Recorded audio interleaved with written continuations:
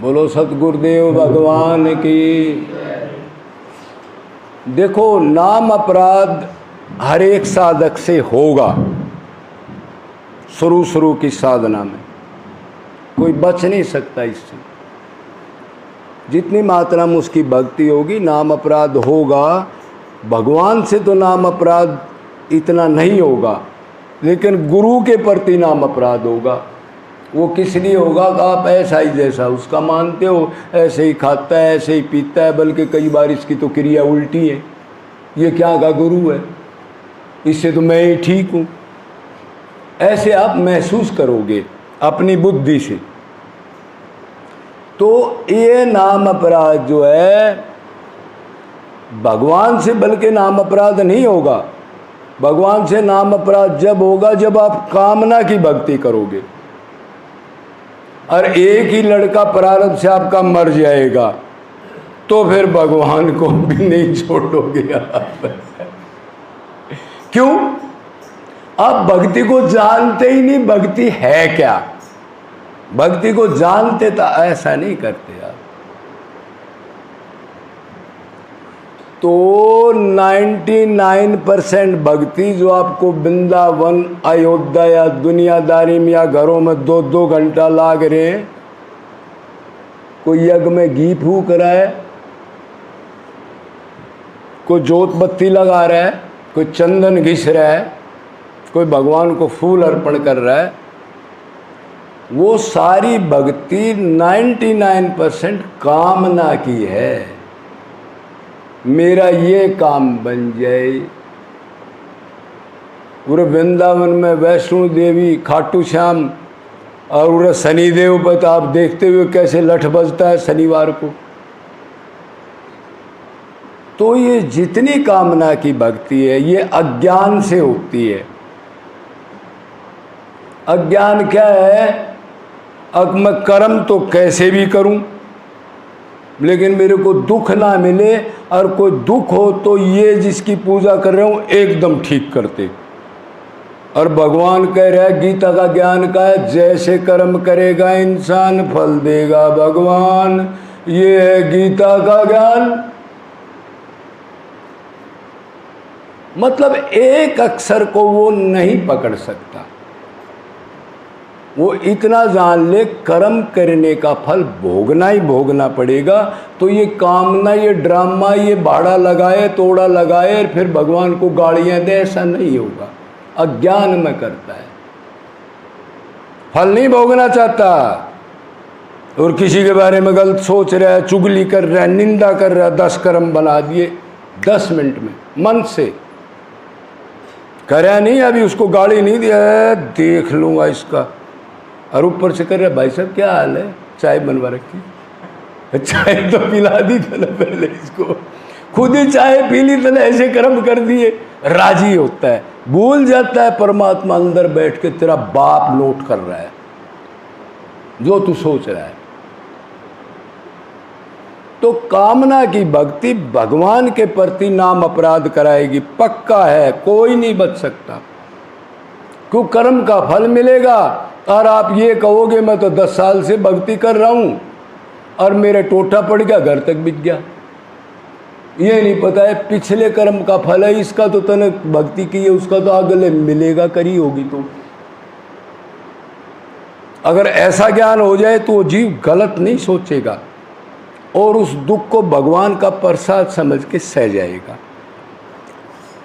तो ये तो भगवान के प्रति विपरीत चिंतन है। ठीक है, जिस दिन आप निष्काम भक्ति करोगे तो भगवान की तरफ तो ये चिंतन होगा नहीं आपका, कि वो सुप्रीम पावर है, उसको आप बहुत मानते हैं। रह गया गुरु, गुरु के प्रति तो होगा आपका।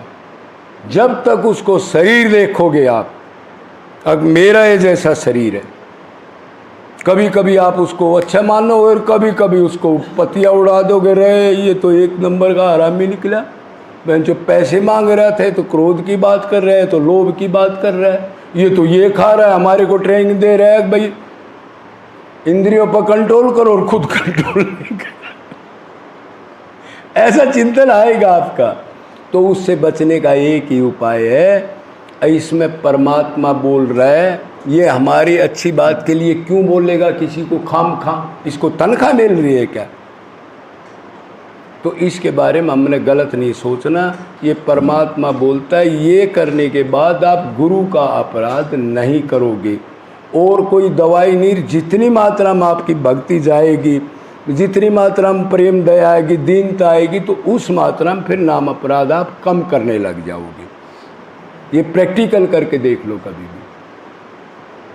तो ये कारण है उधर कामना की भक्ति भगवान के प्रति, और गुरु को संसारिक आदमी अपनी तरह जान लेना। तो आपको फिर आप सीनियर मानोगे, अपनी बुद्धि को तेज मानोगे, उसकी मानोगे नहीं, मानोगे तो थोड़ी मानोगे, फिर नहीं मानोगे तो चिंतन गलत हो जाएगा। भगवान कह रहे मेरी तरफ अगर चिंतन गलत हो गया, आपका प्रतिकूल चिंतन हो गया, तो गुरु माफ कर देगा। उसके आगे हृदय से रियलाइज करोगे तो। लेकिन गुरु के प्रति कर दिया तो मैं नहीं कर सकता। क्यों? अहम भगत पराधीना, मैं भक्तों के अधीन होता हूँ।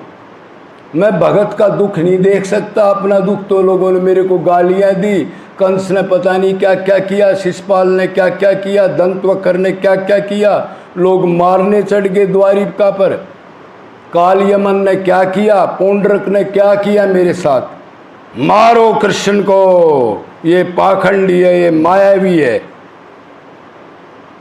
लेकिन मैंने उनको नहीं मारा, चांस दिया मैंने। पौंड्रक को भी, काल यमन को, अब भी शरणागत हो जा, अब भी अहंकार को तोड़ दे। कंस को भी टाइम दिया। लेकिन अगर मेरे भगत का अपराध हो जाए, इतना टाइम मैं नहीं देता, फिर मेरे पास कोई वो नहीं रहता। इसलिए प्रतिकूल चिंतन, इसलिए हमारी भक्ति नहीं बढ़ती। दूसरा ये है, संसारिक चीज़ हमारे को प्रैक्टिकल दिख रही है। माँ है, बाप है, अभी गेहूँ बोए तो आप 6 महीने में कुछ न कुछ तो होगा, आपको दिख रहे, बड़े हो गए, बाल आ गई, लामणी कर ली, फलाना कर ली। लेकिन इस रास्ते पर आपको कुछ नहीं दिखेगा। ये विश्वास का रास्ता है, आँख मीच के विश्वास करना। तो इसलिए भी आपका मन उन आकर्षित चीज़ों पर जो साक्षात है नहीं, लेकिन दिखावा में आपको ओरिजिनल दिख रही है, इसलिए आपका मन उधर जाएगा। भगवान की तरफ कुछ दिन जाने के बाद फिर आदमी ये भी सोचता है इतने दिन हो लिए क्या करूं, फिर धर्म कर्म में फिर लग जाता है। एक ये भी कारण है। तो ये विश्वास की बात है। विश्वास रखो, जब आपका प्रारब्ध कट जाएगा, अंतकण शुद्ध हो जाएगा, इतना भगवान भगवान कोई सामने नहीं आएगा आपकी। इतनी सस्ती चीज़ ना है, दुनिया रो रो मर गई करोड़ों जन्मों तक। तो ये कारण है, इसलिए हमारा मन नहीं लगता। और मन लगने की बात नहीं, मन तो लगाना पड़ता है। मन जहाँ लगा हुआ है उधर से हटा के लगाना है, अपने आप तो लगेगा नहीं। संसार में भी अपने आप कोई काम तो होता नहीं। स्कूल में 10-20 साल गए, जब अब तुम्हारे को 20-30 हज़ार की नौकरी मिली, 15-16 साल घुटने रगड़े, इधर कितने दिन रगड़ लिए। इधर तो गुरु ने बता दिया नहीं 2 दिन इधर रहना। अरे महाराज जी क्या हो गया? महाराज जी फलाना काम है मेरा, मन जरूरी जाना पड़ेगा। जो कि मैं कमाया था उसको खर्च करके फिर खड़ा हो गया। अब महाराज जी क्या करें? तो ऐसे प्रतिकूल चिंतन को रोकना है, और मन उधर नहीं लगेगा। इसको तो अभ्यास करके लगाना है, बार बार हटाओगे लगाओगे जब लगेगा। बोलो वृंदावन बिहारी लाल की जय जय।